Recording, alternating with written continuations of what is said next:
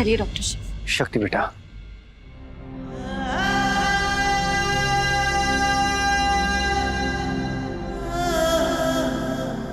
I am sorry बेटा। मैं तुमसे बस इतना कहना चाहता हूं कि जब तक शिव ठीक ना हो जाए उसे इस घर में नहीं आना चाहिए।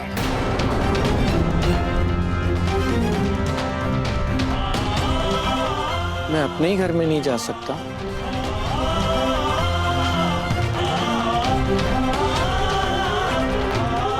क्यों नहीं आ सकते? ये घर तुम्हारा है, यहाँ की हर चीज तुम्हारी है, हमारा दिल, हमारी जान, सब कुछ तुम्हारा है। पर बेटा, जब तुम्हारा इलाज हो जाए ना, तब वापस तुम इस घर में रह सकते हो। शिव बेटा, तुम्ही ने तो डिसाइड किया था ना कि तुम पागल खाने जाओगे और जाकर पूरी तरह से ठीक हो जाओगे। हम सब तो बस तुम्हारे ही डिसीजन को सपोर्ट कर रहे थे। शायद आप लोग भूल गए कि दादाजी के वसीयत के मुताबिक ये घर डॉक्टर शिव का है और उन्हें यहाँ आने से कोई भी नहीं रोक सकता है। ठीक है बेटा, शिव को यहाँ आने से कोई नहीं रोक सकता। ये घर तुम्हारा भी है, तुम्हें भी यहाँ आने से कोई नहीं रोक सकता। पर शिव का पिता होने के नाते अगर इस घर के किसी मामले में हम दखलंदाजी नहीं दे सकते या अपनी बात नहीं कह सकते, तो फिर हमारा यहाँ होने का क्या मतलब? इससे तो अच्छा यह है कि आप दोनों यहाँ पे रहें, हम कहीं और चले जाएं।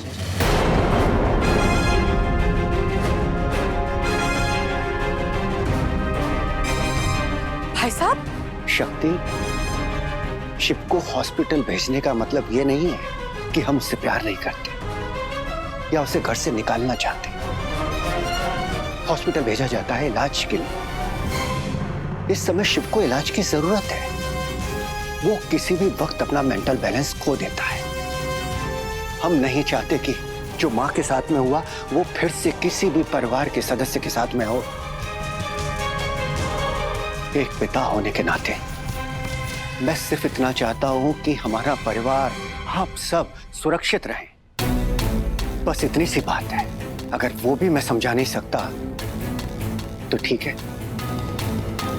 तुम लोग रहो, हम चले जाते हैं।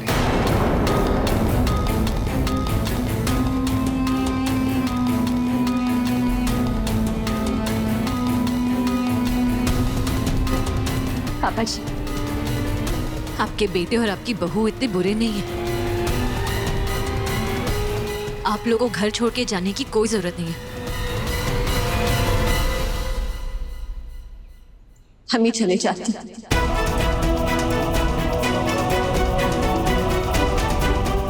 घर इम्पोर्टेंट नहीं है, परिवार इम्पोर्टेंट होता है। और जिस घर में परिवार नहीं है ना, वो घर घर नहीं है। वाह, जो काम मेरी चालें नहीं कर पाई वो काम इन लोगों के अंदर उमड़ते हुए इमोशंस कर जाते हैं। मैं भी पढ़ के जाता हूँ।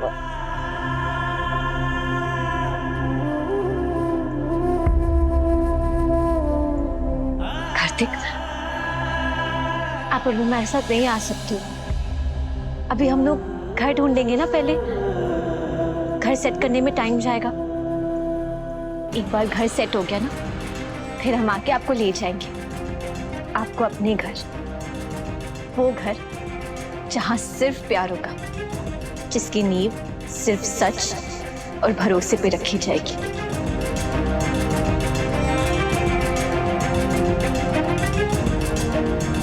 आज इस औरत का झूठ तो जीत गया, लेकिन आखिरकार जीत सिर्फ सच्चाई की होगी।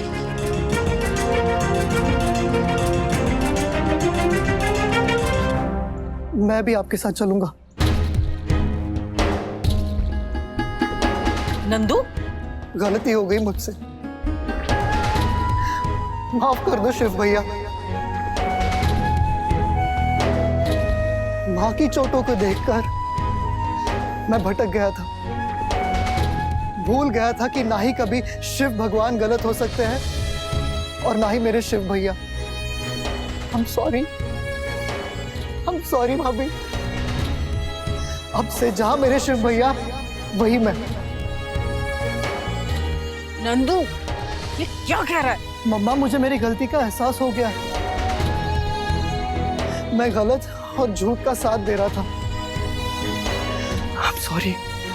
मुझे अपने साथ आने दो प्लीज। I'm sorry। आप हमारे साथ नहीं आ सकते। भाभी प्लीज मुझे माफ कर दो। मुझे पता है मैंने बहुत बड़ी गलती की है। मुझे अपने साथ आने दो। मैं शिव भैया के बिना बिल्कुल नहीं रह सकूंगा। नंदू भैया, आप अपने आप को डॉक्टर शिव का नंदी मानते हो ना? नंदी भगवान शिव के परिवार की रक्षा करते थे और अब आपको भी इस पूरे परिवार की रक्षा करनी है।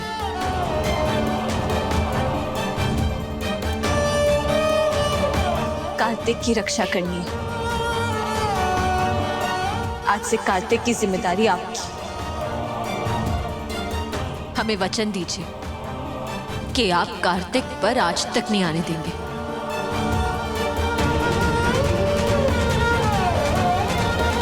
ठीक है भाभी, मैं वचन देता हूं। जब तक नंदू है वो अपने शिव के कार्तिक पर एक आंच भी आने नहीं देगा।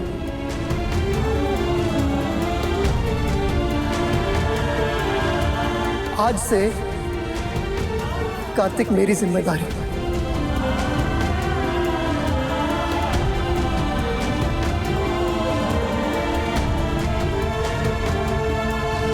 आइए डॉक्टर शिव। रुक जा शक्ति।